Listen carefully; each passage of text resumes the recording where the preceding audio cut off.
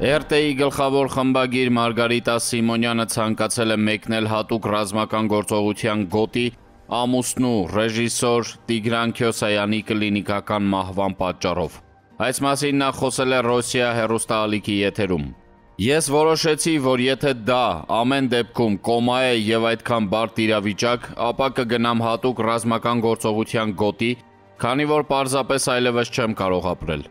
Ինձ համար այդպես ավելի հեշտ կլիներ, իհարկե նրանք ինձ այնտեղ կխփեին երկրորդ օրը եւ ես կթրջեի տիրոջը հանդիպելու, ասել է մեդիա մենեջերը։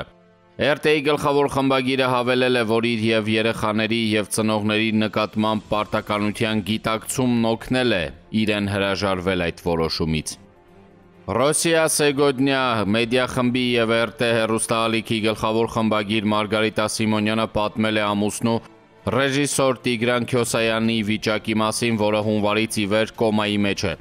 Նրա խոսքերը մեջբերում է ՌԻԱ Նովոստին։ Նրա խոսքով Քյոսայանը սկսել է արձագանքել արտաքին գրգռիչներին,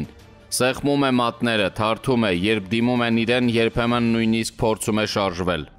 Նա չի խոսում, բայց պատասխանում է։ Ես ասում եմ՝ արևս, եթե ինձ լսում ես, թարթիր, եւ նա թարթում է։ Ասում եմ գնանք տուն, նա բերանը բացում է, շարժվում, ձեռքերով ձգվում է։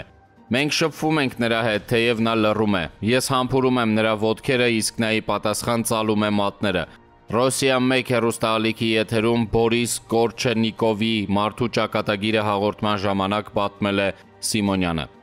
Նա նշել է, որ հունվարի սկզբից ի վեր, երբ Քյոսայանը կլինիկական մահ տարավ եւ կոմայի մեջ ընկավ, մինչեւ ամսվա վերջ որևէ արձագանք չկար։ Միայն մի քանի շաբաթ անց հայտնվեցին առաջին նշանները՝ ձեռքերի շարժում, աչքերի արձագանք։ Սիմոնյանը շնորհակալություն է հայտնել բոլոր նրանց, ովքեր աղոթում են իր ամուսնու առողջության համար եւ հույս է հայտնել, որ հենց աջակցության եւ աղոթքների շնորհիվ է Տիգրանը սկսել բացել աչքերը։ Առաջին ամիսը ես հիվանդանոցում էի ապրում, բառացիորեն բնակություն էի հաստատել այնտեղ։ Առաջին շաբաթը ոչինչ չեմ կերել, ոչ մի պատառ։ Նույնիսկ չգիտեի, որ ի վիճակի եմ այդպես անել։ Մի ամբողջ ամիս ծնկաչոք եմ անցկացրել, աղոթելով, խնդրելով, որպեսզի սա անցնի մեզնից, Տիգրանից, նրա մորից, Լաուրայից, ինձնից, մեր ընտանիքից, բայց Աստծո նախախնամությունը մեզ հայտնի չէ։ Այդ պատճառով էլ առայժմ այսպես պատմել է Սիմոնյանը։ Նա նաև հավելել է, որ բժիշկները կանխատեսումներ չեն անում, դա արդեն բժշկությունից դուրս է։ Մեկը կոմայից դուրս է գալիս 1 ամիս անց, մյուսը 6 տարի անց, ինչ որ մեկն էլ երբեք, ասել է նա։ ՌՏ-ի գլխավոր խմբագրի խոսքով Քյոսայանը սրտի հետ կապված լուրջ խնդիրներ ունի։ Նա 3 ինֆարկտ է տարել։ Մարգարիտա Սիմոնյանն նաև առաջին անգամ պատմել է, որ ծնվել է առանց ձախ քներակի։ Այս հազվագյուտ անատոմիական շեղումը պատահաբար է հայտնաբերվել, երբ Մարգարիտան 30 տարեկան էր։ Սիմոնյանի խոսքով բժիշկները սկզբում չէին հավատում հետազոտության արդյունքներին եւ շարունակում էին փնտրել զարկերակը, բայց ապարդյուն։ Հետագայում նա բազմիցս մասնագետներից զարմացած հավաստիացումներ է լսել այն մասին, որ ինքը, չնայած ախտորոշմանը, կոգնիտիվ առումով պահպանված է։ Արդեն 15 տարի է ինձ ասում են, որ նման բան չի կարող լինել, իսկ ես կամ։ Եվ այդ փաստն ինձ հույս է տալիս, չէ որ Տիգրանի դեպքում էլ բժշկությունն ասում է, որ շանսերը քիչ են, բայց բժշկությունը չգիտի, թե որն է Աստծո կամքը, իսկ եթե նրա կամքն է, որ նա ոտքի կանգնի եւ վերադառնա մեզ մոտ, նշել է Սիմոնյանը։ Ավելի վաղ Սիմոնյանը պատմել էր ամուսնու ռեժիսոր Տիգրան Քյոսայանի առողջական վիճակի մասին, որ հունվարից ի վեր կոմայի մեջ է։